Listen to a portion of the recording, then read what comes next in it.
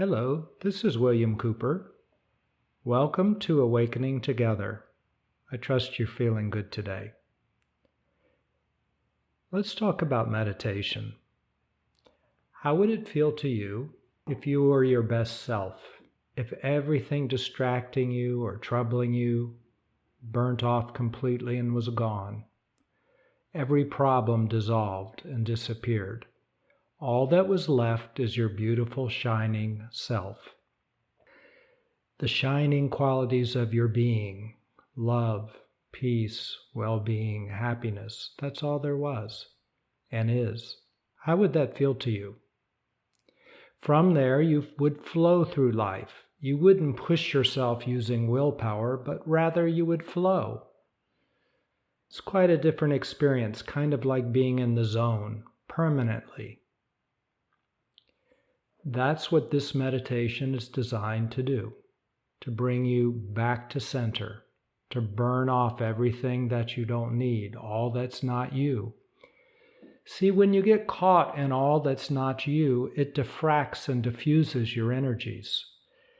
You're like a bright laser beam of love and happiness, just innately, just at your core, like a bright shining light that comes from the infinite.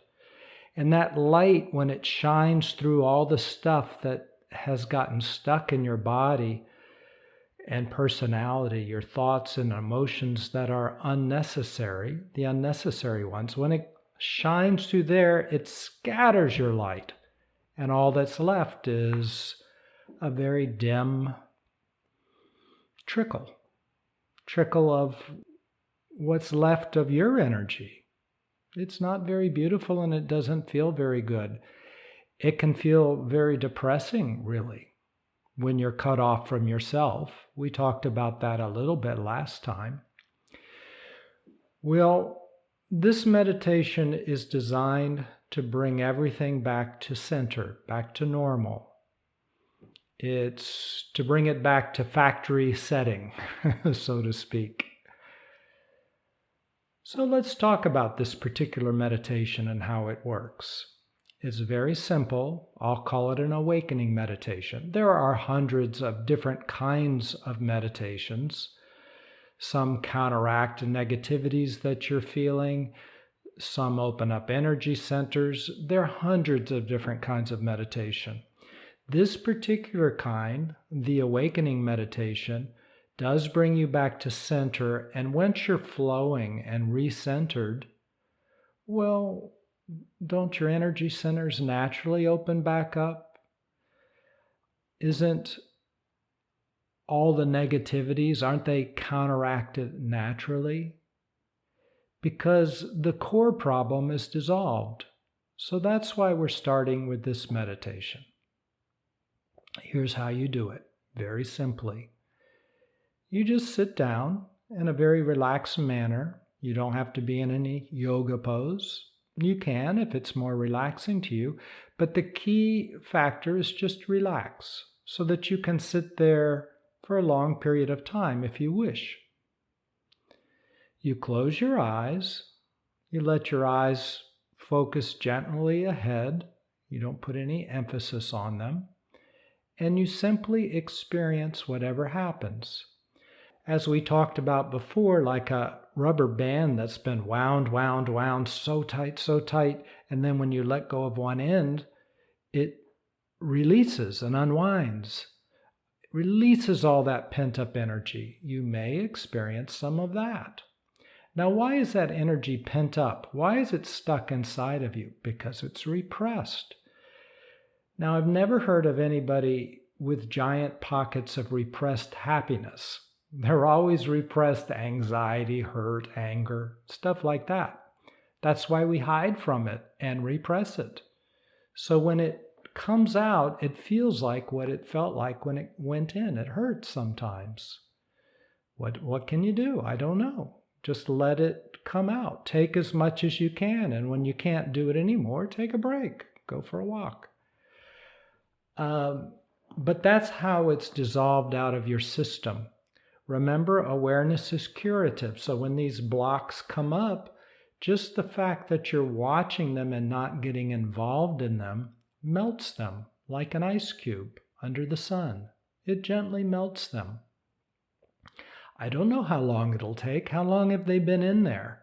Because you can have all sorts of things release and come up, old things you haven't thought about in 20 years.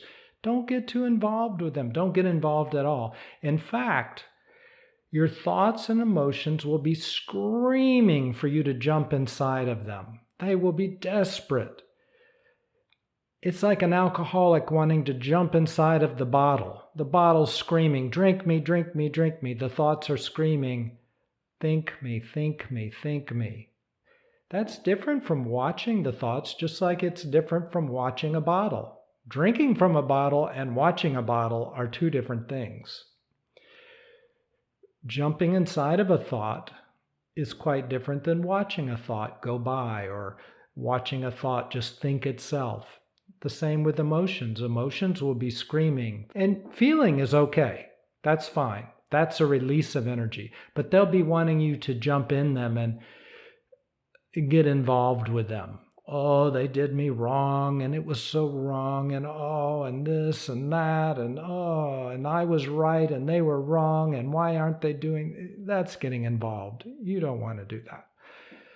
Because when you get involved, you know what? They don't melt.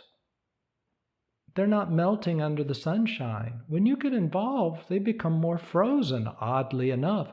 You have the feeling like you're doing something. Oh, I'm working with them.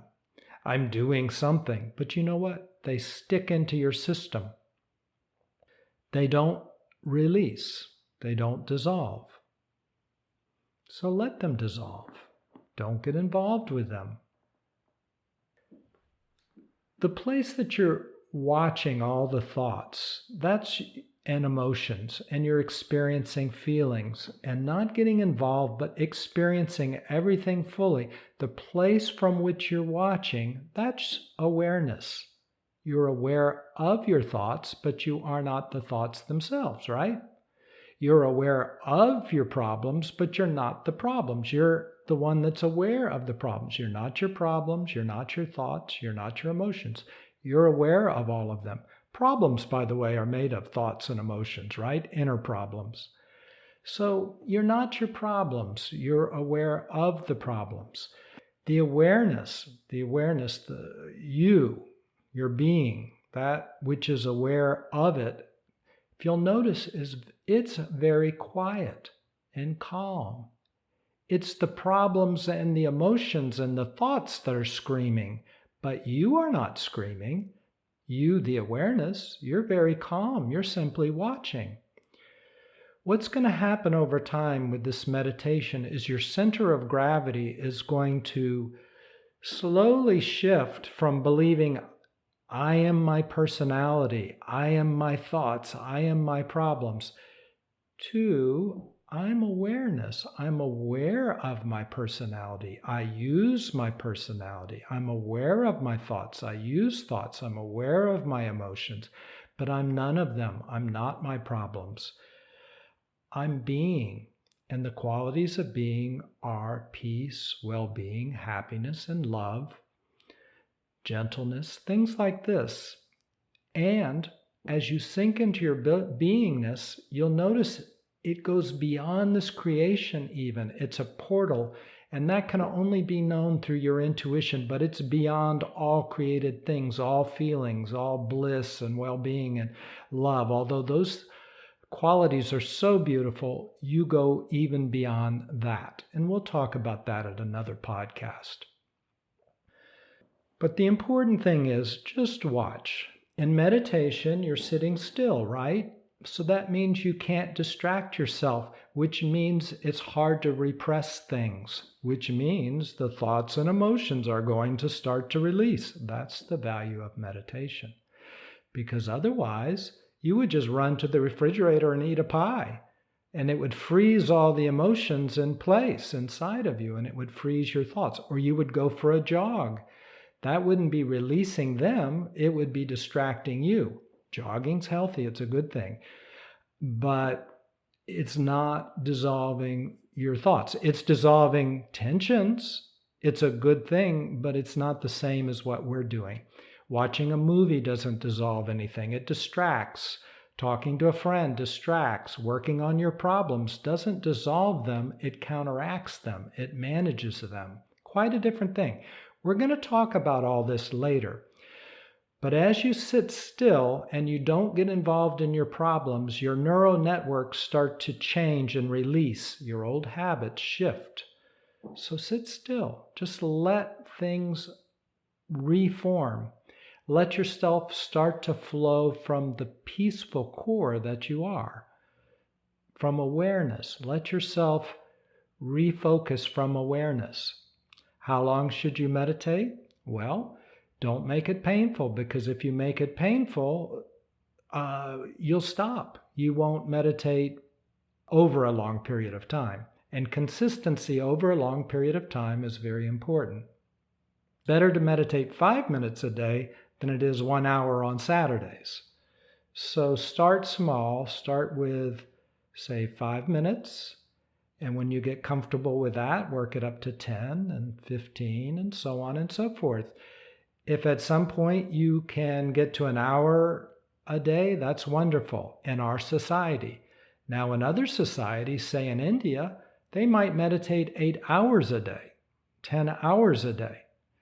So they get clear fast, but we got to do what we can do, and baby steps, right? So do what you can do. If you've been meditating for a long period of time and you can start with more time, then do that. Okay, that's the meditation. I'd like you to start it today if possible, because in the future we're going to talk a lot about so many different things, and as you meditate, you'll have different experiences, and the things that we are going to talk about will make more sense. So start meditating as soon as possible. Also, as you clear out all the clutter, you're going to just start to radiant happiness and love and well-being, and that's the point, right? So start to meditate. I've enjoyed so much talking with you, and I look forward to doing it again soon. See you soon. Thanks. Bye. Hello, this is William. If you've enjoyed this podcast, please consider sharing it with somebody else. Send them a link. Thanks so much.